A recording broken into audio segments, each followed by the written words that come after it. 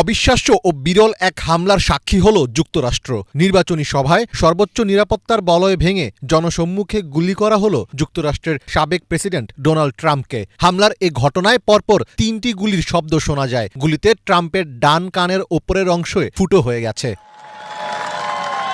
অনেকটা সিনেম্যাটিক স্টাইলে তার ওপর পরিকল্পিতভাবে হামলা চালানো হয়েছে। বার্তা সংস্থা এপির তথ্য অনুযায়ী স্থানীয় সময় শনিবার পেনসিলভেনিয়ায় জনসভায় বক্তব্য রাখছিলেন প্রেসিডেন্ট পদপ্রার্থী ডোনাল্ড ট্রাম্প।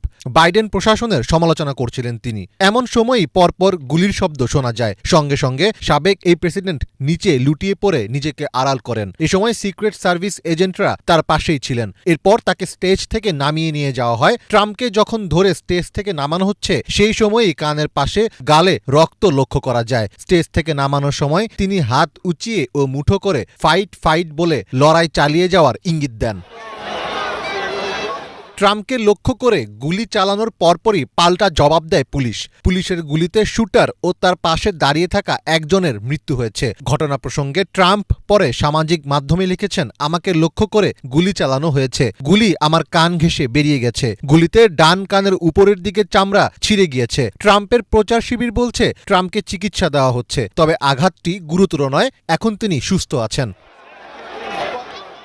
আইন প্রয়োগকারী সংস্থা জানিয়েছে নির্বাচনী সভার ২০০ থেকে ৩০০ ফুট দূর থেকে ট্রাম্পের উপর গুলি চালানো হয়েছে। ধারণা করা হচ্ছে এতে AR স্টাইলের রাইফেল ব্যবহার করা হয়েছে। তবে একজন প্রত্যক্ষদর্শী জানিয়েছেন হামলাকারী সমাবেশস্থলের আনুমানিক ৫০ ফুট দূরের একটি ভবনের ছাদ থেকে গুলি চালিয়েছে। ট্রাম্প মঞ্চে ওঠার কিছুক্ষণ পরেই পাশের একটি ভবনের ছাদে ওঠেন সেই সন্দেহভাজন হামলাকারী। আরেক প্রত্যক্ষদর্শী জানান এক ব্যক্তিকে কাছের একটি ভবনের ছাদে হামাগুড়ি দিতে দেখেছিলেন একজন। তার হাতে রাইফেল দেখেছিলেন তিনি। নিরাপত্তা বাহিনীকে সতর্ক করার আগেই ট্রাম্পকে লক্ষ্য করে গুলি ছুড়তে থাকেন ওই হামলাকারী।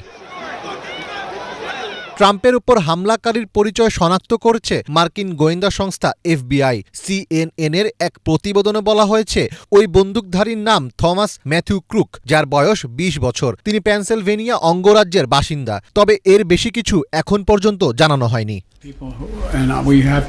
হামলার এ ঘটনায় দেশটির প্রেসিডেন্ট জো বাইডেন জড়িত কিনা সেটি নিয়ে জোর গুঞ্জন উঠেছে। রিপাবলিকান সিনেটর JD ভ্যান্স ট্রাম্পের উপর গুলির ঘটনায় মার্কিন প্রেসিডেন্ট জো বাইডেনকে দায়ী করেছেন। ট্রাম্পের সম্ভাব্য ভাইস প্রেসিডেন্ট প্রার্থী JD ভ্যান্স বলেন ট্রাম্পের প্রতি বাইডেনের আক্রমণাত্মক ভাষা ব্যবহারের ফলে এই ধরনের ঘটনা ঘটেছে। যদিও ট্রাম্পের উপর হামলার পর তাৎক্ষণিক প্রতিক্রিয়া জানিয়েছেন মার্কিন প্রেসিডেন্ট জো বাইডেন। তিনি বলেছেন আমেরিকায় এ ধরনের সহিংসতার কোনো স্থান নেই। আমাদের ঐক্যবদ্ধ হয়ে এই ঘটনার নিন্দা জানাতে হবে। জানা গেছে এই ঘটনার পর ট্রাম্পের সঙ্গে কথাও বলেছেন প্রেসিডেন্ট বাইডেন।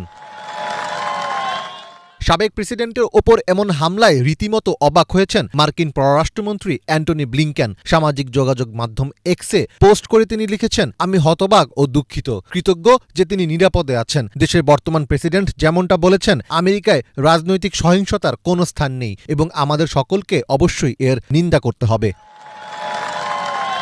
মূলত আগামী নভেম্বর মাসে প্রেসিডেন্ট নির্বাচন হবে যুক্তরাষ্ট্রে। সেই নির্বাচনে রিপাবলিকান পার্টির প্রার্থী হিসেবে প্রতিদ্বন্দ্বিতা করবেন ট্রাম্প। নির্বাচনের প্রচারে শনিবার বাটলার শহরে গিয়েছিলেন তিনি। সেখানে অস্থায়ী মঞ্চে বক্তব্য দিতে ওঠার পরই এক পর্যায়ে এই হামলার ঘটনা ঘটে। মীর ফজলে রাব্বি, বাংলা ভিশন।